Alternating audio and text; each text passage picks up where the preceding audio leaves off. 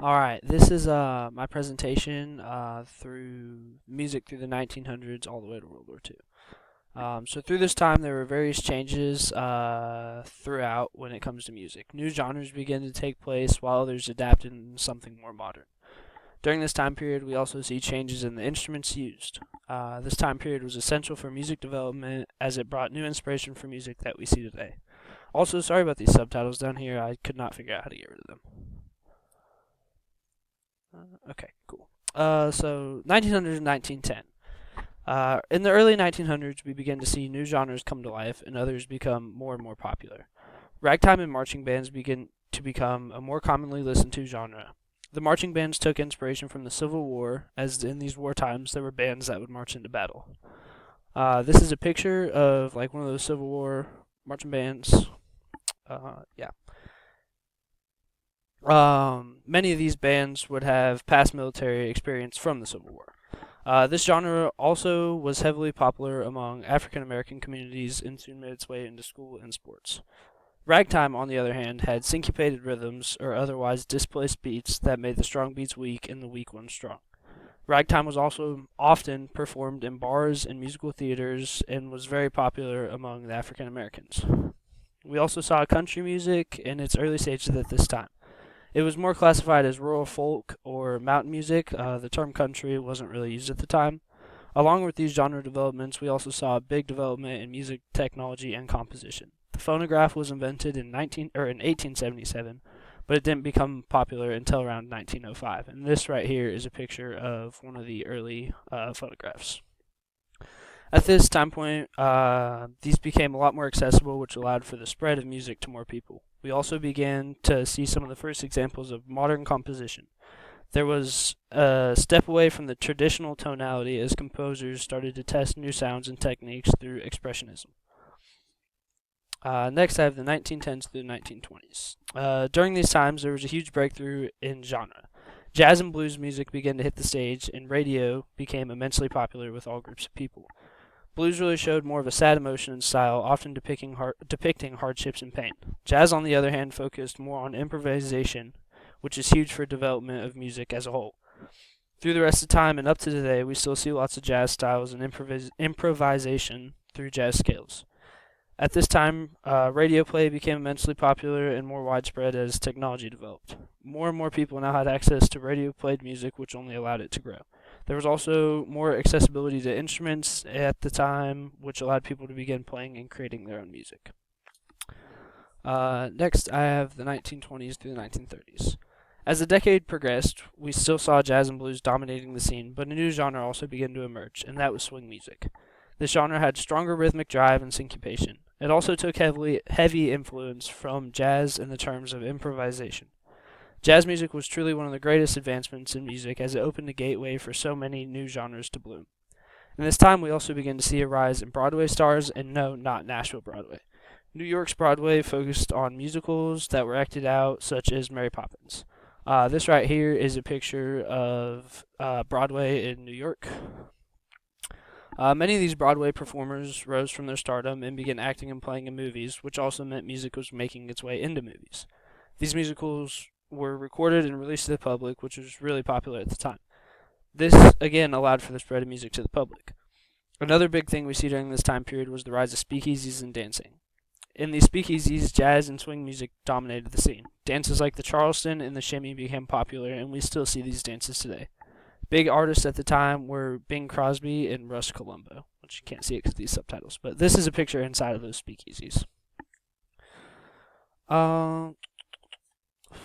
See, next I have the 1930s to the pre-war. Once again in this time period, we see swing and jazz dominate. Swing music had its peak as many people were listening to it. During this time, we also see a huge and personally my favorite technological advancement, and that was the electric guitar.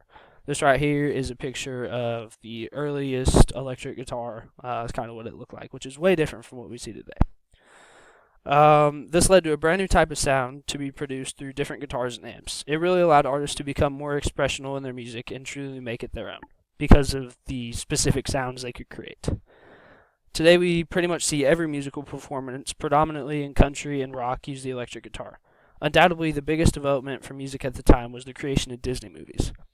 The first true movie that came out by Disney was Snow White, which immediately blew up. I think there was like Steamboat Willie before that, but this was the first full-size movie.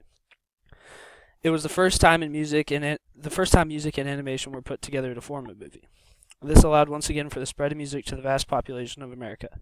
And this time we also saw a lot more African American musicians take the scene as people became less segregated and racist. It was more normal to have these musicians play, which allowed for a whole new style and take on music. Popular African American artists at the time were big names like Duke Ellington and Louis Armstrong, which we still see today. We still see their names. Next is music into World War II. As the country was off to war, their music heavily displayed this.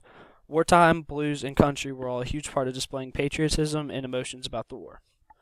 The biggest wartime hit was God Bless America by Irving Berlin and Kate Smith. Berlin created this piece in 1918, but it was put away aside as a throwaway.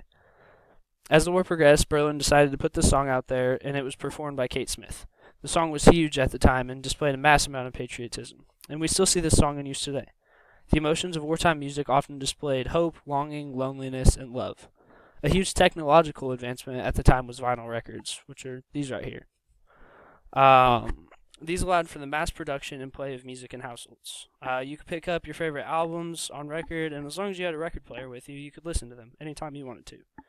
While not included in this timesheet, after the war, there was a huge leap in technology that pushed music, such as multi-track recording, mass production of electric guitars, and new electric instruments like the synthesizer and sampling technology. And that's fairly common to see after World War II. There was a lot of technological advancement after that, so it wasn't just in music, but that is how it affected music. Next, I have musical expression. Through all of time, music has always been a form of expression of oneself. Music is unique to its creator, and I think that's what makes it so special.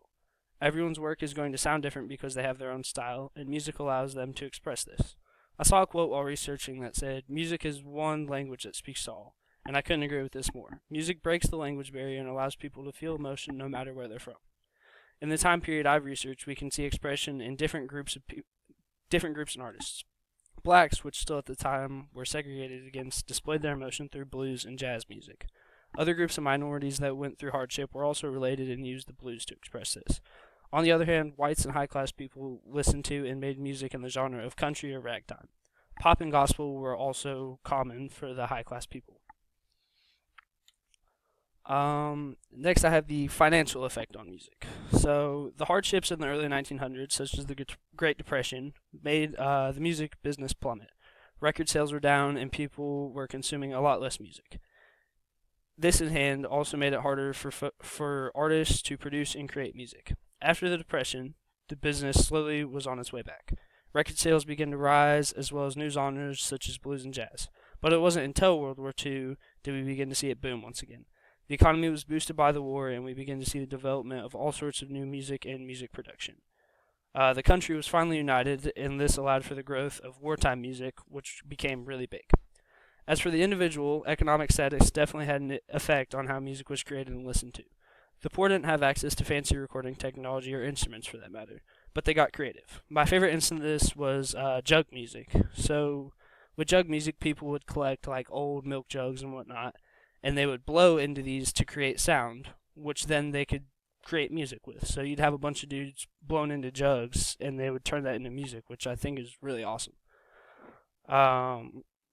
People in the poor class also had struggles with listening to music, as radios and phonographs were less accessible to them. It wasn't until after the war that we saw these technologies become more abundant. Poor artists also struggled with getting shows and radio play. That is my presentation of the music through the 1900s and World War II, and how the time periods had effects on them, and the trends in these time periods. So yeah, thank you.